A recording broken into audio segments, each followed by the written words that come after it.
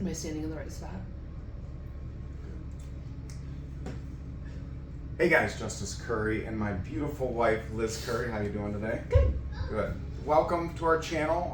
Obviously, as you can see, it's called Officer Therapy, and my wife's a therapist. I've been a police officer, and Cut that out. cut that out. Edit it. We'll edit that out. Make it look flawless. Because you're flawless. I am flawless. Yeah, there you go. Yeah. Okay. This is gonna go really well, you guys. Yes, it's gonna go perfectly. Anyway, I'm having a rough time. I'm on the struggle bus because this video, I've been talking about it for a while with my wife, and the topic specifically was first responders getting help, getting therapy. My wife's a therapist. She primarily deals with first responders, and I'm having a lot of difficulty sharing with my friends, my followers, my loved ones, that I too am in therapy. I said it. I have a therapist. It's hard for me to even say that out loud. Why? Why is it hard to say it out loud? We'll kind of go to that in a moment. No, I want your answer on it. Why is it hard? What you just said, why was it hard? So when I was 2 years old, I grew up in a family, specifically my dad, and in the 80s, and maybe some of you guys grew up in the 70s, 60s, whatever you grew up, men are taught to man up. You don't cry, you don't deal with your emotions, you just bear through it, because that's what men do. And even early on, when I started in 2004, my law enforcement career, I was with a ton of old timers, and it was the same kind of thing. Buckle up, buttercup, you don't show weakness whatsoever. And cops, you just kind of get into that mode where you go, if I talk about things that I'm struggling with, then people are going to look at me weird, or they're going to think I'm less than. And it's conceal, don't feel kind of mentality. Like Elsa? Like Elsa. Elsa from Frozen. Exactly. She was onto something. Is it hot in here? I'm again having a crisis talking about this. I I don't know if it'll even air this video. Oh, this is gonna air. I don't know. Well, I left in July of 2022 in my law enforcement career, and been a cop or in the law enforcement field for 20 years. I'm going through life the same as all of you. No one has it perfect. Everyone has issues and struggles that they're going through, and some are, crazy third world problems people have, which, poverty. No water or food. Right. And that always Shelter. snaps me back, and I start feeling guilty about my own problems. I'm like, these are first world problems. I shouldn't be upset about this, that, and the other thing, but I do. And last year, it was like a trifecta of issues that I was going through. I had a year-long problem, like with neck pain. And I'm sure you've had people in your life say, oh, my back hurts, or I got neck pain. And you're like, yeah, whatever. Until you go through something that serious, you won't have empathy, or it's hard to understand that. It was hard to have empathy, because I'm like, okay, so what do you want me to do about it? It's not going anywhere. I can't help you. I can't make this better for you. Right. It was a hard year. It was horrible waking up, and I'm going, okay, this is how I guess I'm gonna have to live the rest of my life. Then having surgery on my shoulder to try to correct my neck pain. I was having a midlife crisis that was building up for years, and I'll talk about that later. Do a video dedicated on leaving law enforcement, because we shot a lot of videos leading up to me actually making the decision, like talking out loud. That's right. We did. That's right. On the pros, the cons, what have you. And then we had some external family drama that really kind of tore our family apart. Plus, the law enforcement being beat down for the last umpteen years and vilified in the media, and cops getting charged up left and right, and people losing their jobs even in my own department, and cops getting killed in my county, and just craziness was so stressful on top of just regular life things that, I went, it would be good to talk about some of these issues instead of just leaning upon my wife to vent to. And granted, she's a trained therapist. But I'm not your therapist. She's not my therapist. You know, that's not her job. She's my wife. And she goes, she never pressured me to do it. She goes, hey, I think we went out to dinner one time, and I go, you know, what if I did talk with someone? And she's like, well, I said, let me do some quick searching here really quick and find you someone, which we were able to do. Yep. So I met a nice lady, and it's awesome to go through some of these complex issues that I got going on, you know, that I get to just kind of, the stuff that's on the inside, get it out on the outside, because it's better to get it out than keep it all bottled in sometimes. But also too, like, even just as a married couple, like, we are very open about our thoughts and feelings and supportive of each other, but we're also not here to solve each other's problems, right? We have to have, like I'd do anything for him, right? But at the same time, with all of these internal battles that he has going on, my perspective gets old, right? You need someone who's not, like, in the trenches with you. You need someone who's like, hey, I see what's going on down there in that trench. This might be helpful, right? Yeah. So. And I remember early on in my career, one of my mentors, old school cop, hilarious, taught me to be the prankster that I am today, because he was the department prankster, always laughing, like a Robin Williams kind of guy. And I'm sure you already know what happened with Robin Williams. You know, he committed suicide. That's depressing. Yeah, very depressing. Well, this same officer, toward a lot of health concerns, you know, I mean, he's in his 60s, late 60s, and he's working as a road cop. He ended up having, I thought you were talking about Mark. No, a breakdown and getting committed to a psychiatric hospital for a very short time. And, you know, I met with him. He was my buddy. You know, he never came back to the road. And there was always this fear among law enforcement cops going, hey, if you ask for help, that's what's going to happen. You're going to get your badge taken away, your gun taken away, you're going to get locked up on the loony bin, and you're going to be a red flag, and people aren't going to want to be around you. You're going to be ostracized from that community. So it was very difficult to ever talk about those kinds of weaknesses. Why are you calling them weaknesses? Weaknesses within us. Like, you don't want to share those, I don't know. Vulnerabilities, I think, would be a better word, because I feel like with weakness, you're implying that there's a part of you that isn't strong, but, like, the truth is you're fighting through all this, right? Yeah. Oh, yeah. So. And a lot of cops, first responders, you're seeing horrible stuff, horrible things that you cannot even fathom. Yeah, you can watch a YouTube video on, like, some shooting and, you know, dead body. That's different than actually being there. It's the chaos of the crowd, the uncertainty of what's going on. You know you're going to be critiqued to the nth degree on every single thing that you do and say. You just almost hit my face. That'll be off camera.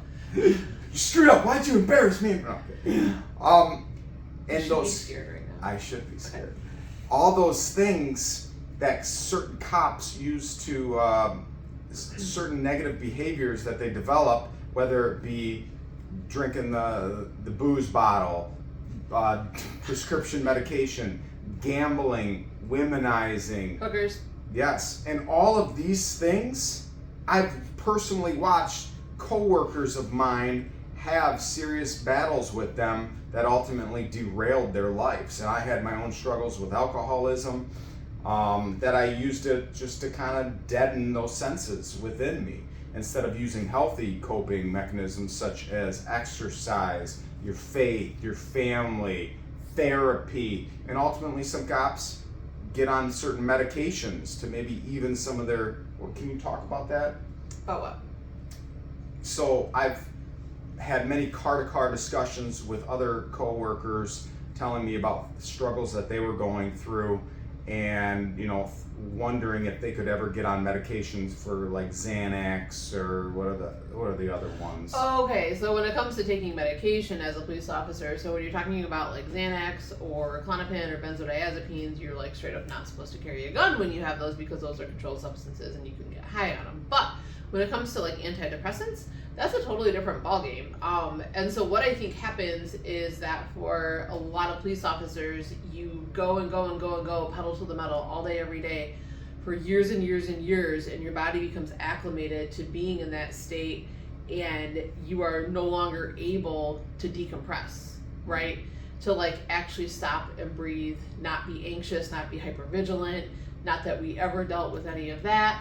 And so you lose that ability, and you can totally improve on that, like with the help of a wonderful therapist.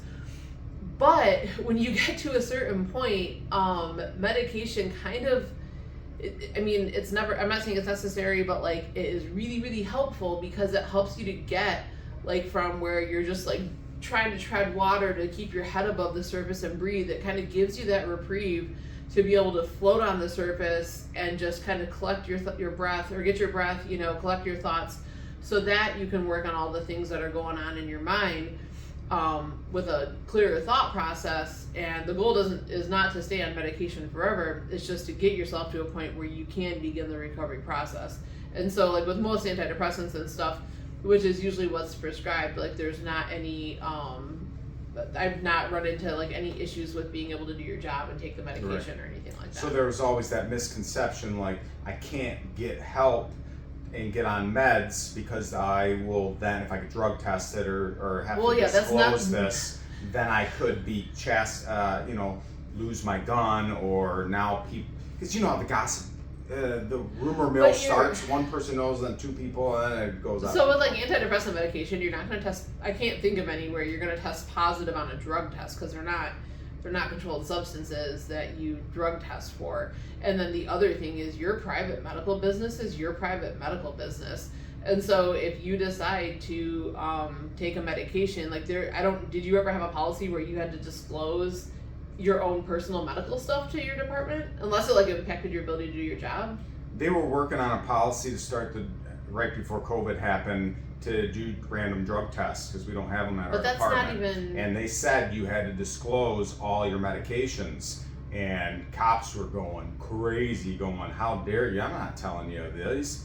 But well, yeah, because there's some medications that might raise an eyebrow, right? That if you know like what medications are and what they do, that some people might be like, wait, what? Because I'd say the same thing, but like, yeah, that's usually private information. So back to therapy. It feels good to finally get that off my chest and let you guys know. And again, I see a therapist. I don't even tell my own dad this kind of thing. I'm telling a lot of strangers on the internet, but there's still that ingrained something inside you where. Let me back up a second. So we have a program, or the prior department that I was at had something called HelpNet, and it was an anonymous. It's an employee assistance program, which a lot of businesses or organizations, bigger ones, will contract with, so that employees, if they need help or support, they can reach out to this place at no cost to them, and see a counselor. The big thing is it's anonymous. It's anonymous, and so the help or the EAP doesn't say, "Hey, Justice Curry came and saw us." They might, I think they sometimes disclose like, we provided 7 units of service or something like that, but there's no, there's not supposed to be any violation of confidentiality. And where I was going with this was, many years ago when they started that program, I could see a shift in our department with administration kind of going, you know what, our officers do need some mental health. And we need to start talking about that. I think there was a change culturally with people going, yeah, these cops are burning out left and right, self-medicating. Maybe we should try to get in front of this and offer some programs. And again, the cops want to be anonymous. Like, that's our biggest thing. Most of the cops don't even have social media because they're nervous about, and granted, about people finding out about that. But when you look too at the generational shift, you had all the old school cops that you started with who were like, conceal, don't feel like Elsa, and then they, oftentimes, I'm speaking broadly, not like about where you work, but broadly, people will, begin to nosedive just in their functioning and stuff. And so now you have a newer generation of people who are like, I want to talk about my feelings. My feelings are important, right? And so you have to find that middle ground of not forcing the old timers to be trying to undo what they've believed, but also support the new generation because you want to keep your employees too. Yep. And what I found real helpful, because I've only been going to therapy a couple months now, it just feels real good to get some of those deep-rooted issues that you got going on, like pain and hurt and things maybe you haven't gotten over, and kind of once you verbalize them out loud, and they're taking you on. You can explain this a lot better on what the role of a therapist is. Who They knew? take you on like a journey, but I'm coming up with these conclusions on my own. They're like, well, what about you said this and now you're going through this, or what?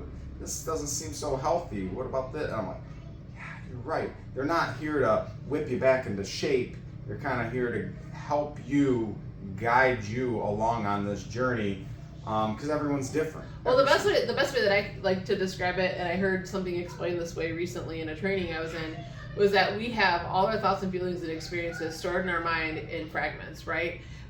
We have, when you think of a puzzle, we have a whole bunch of puzzle pieces like in a Ziploc bag shaken up with all of our experiences, and a therapist kind of tries to help us like create the puzzle and make sense of everything, right? And put it all together in a way that makes sense. So that sounds kind of to me what you're describing. Yep, absolutely. I watched a very powerful Netflix show recently called Stutz. S-T-U-T-Z. With Jonah. Yeah, Jonah Hill. You remember 21 Jump Street, the reboot of Pineapple it. Express? Super bad. No, he wasn't on Pineapple. Oh, sorry. Super bad. But he is super vulnerable in this, and it's on Netflix, and he has this therapist on it, and both of them are hilarious, but this therapist is freaking so smart, and he talks about tools, and that's almost where I kind of resonated with it and going, you know what?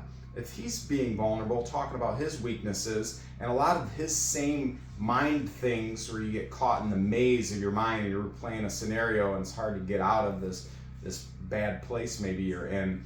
Because I don't really have depression, I have anxiety. Like, I'm a very anxious person. My brain's going. You are an expert catastrophizer. Yes, and I think of it as a superpower mostly because at work, I want to think about every possible scenario that can go wrong so I can get in front of it to protect myself, my teammates, and people at large in society. So I was always just thinking of these what-if scenarios. And they trained you to do that in the beginning, like, you're driving down the road. What if that bank is being robbed right now? Where are you going to park? What if there's 3 people? What if there's a getaway car? What if? And in a survival mindset, because when it does happen, if you don't have a plan in place, you're going to freeze and you don't have anything to draw upon. So I was constantly playing this what if. But when you bring it at home, yes, your wife gets really tired of it because it's not like things here aren't a crisis, right? Like, there's stuff that happens that's urgent, or there could be crises, your kid gets hurt or something, but like there's not the level of crisis that he is accustomed or was accustomed to responding to. You really need to, knock that down a couple notches when you're a police officer when you come home, because we're not living in that mindset. And it's not to say I'm not a vigilant person, because I am, but there's no crisis. No. So I create crises in my mind. And that's a lot. Oh yeah, of course it is. And it's not like I'm perfect. I'm not cured. I'm not going to the therapist going, hey, lead me to the finish line, because there's no such thing as perfection. You work on certain parts of us. Every single person watching this and on planet Earth who's been and ever will be is sinful. We have issues going on, and some of them are self-imposed and some of them can be fixed.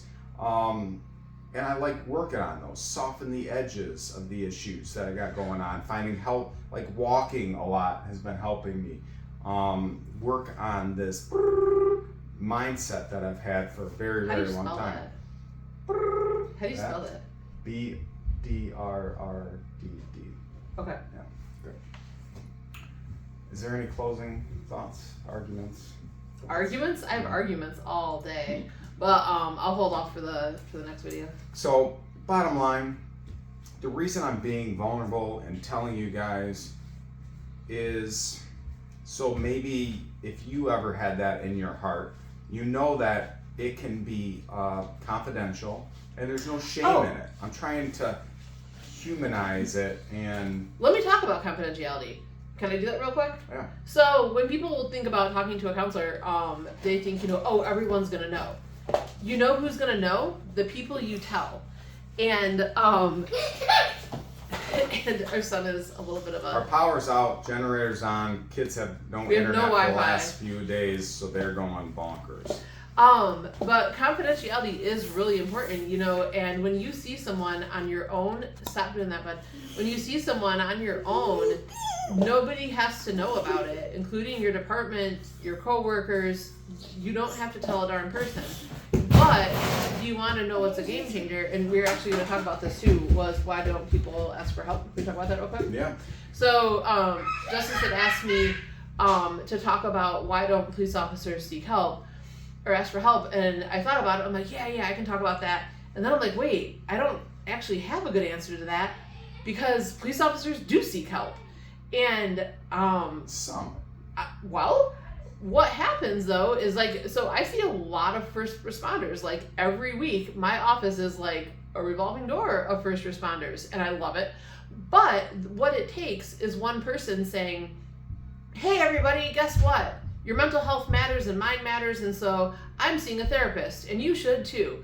And that one person being vocal about the importance of mental health is a game changer for everybody that they work with. Yep. And so I actually don't feel like first responders don't ask for help. I feel like they do. And I feel like it's the bold people who are fearless and just have no shame about it that literally can change the culture of an entire organization. Yep. So that's my thought on that. A great book that my chief was passing around to every officer that asked for one is Emotional Survival for Law Enforcement. I read it many months before I decided to leave early and retire. I pretty much make anybody who's my client read it, and I quiz them on it. Get it on Amazon.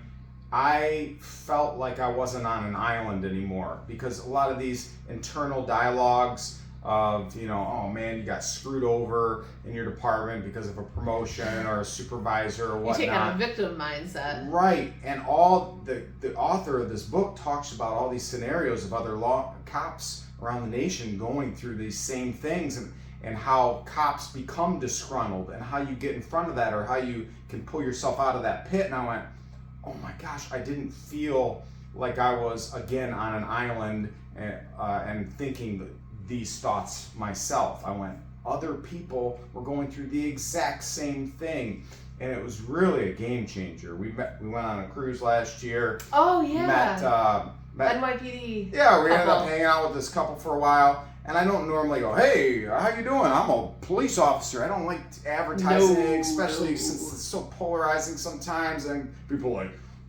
you know how it goes.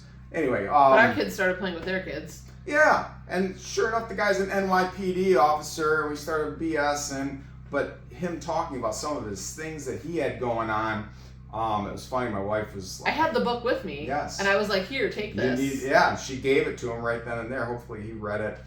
But if you're watching this for the first time and you don't know me from my other toy collecting channel, you're going, what the heck's the background? This is why he's in therapy. No, I'm kidding. I'm just kidding. I'm going to edit that part out later. But so many cops from my toy collecting journey have reached out to me because they're toy collectors too. And then when I did that that from alcoholic to toyaholic, I'm telling you, every week I'm getting cops that are dealing with alcoholism or some other types of substance abuse that they're going, hey, I watched your self-destructive behavior. Right, I watched your video. I'm going through this. Can you tell me what worked for you, or can you pray for me? This, that, the other thing, and it's really powerful. So again, trying to take the stigma away, open up, and share my own journey and how it's helped me tremendously, and how my wife's helping people each and every day that are first responders, cops, firefighters, EMS, and people that see and have to deal with the trauma, because that PTSD is a real beast, and there's healthy ways to cope with it, and there's obviously Really poor ways. Yes, very, very, very poor ways to cope with it. But we all do that in different aspects of our lives. Like whether you're a first responder or not, you know, you're going to deal with stress in healthy ways. You're going to find ways to deal with it that are not as ideal. And we're all human. Yep. And we're all sinners. Yep. Such is life. Try to do our best. All right. Love you, babe. Love you too. Subscribe, like, Wait, do we have a share. YouTube channel or is it Guys, just Facebook? Actually, if you're watching this on Facebook and you made it to the full 20 minutes, congratulations. You're one of probably 3 people. But share it. Share it around. That would be real helpful. And you can help other people. But if you're watching it on Facebook, go over to YouTube. Hit the subscribe button, because I'm going to have content exclusive to the both platforms that we're on currently, Facebook and YouTube. And likewise, if you're watching this on YouTube, head over to the Facebook channel to hit that follow And ask button. us questions. Put questions in the comments. We will respond to stuff as much as we can. As a family, law enforcement family for 8. Well, we've been married. We're almost 17 years. We've been married almost, and so we've been living this life for quite a while. And then we have our different professions, our different experiences. So if you have questions or you want us to talk on a certain topic, let us know. All right. Do you have anything you want to say? Subscribe! Good.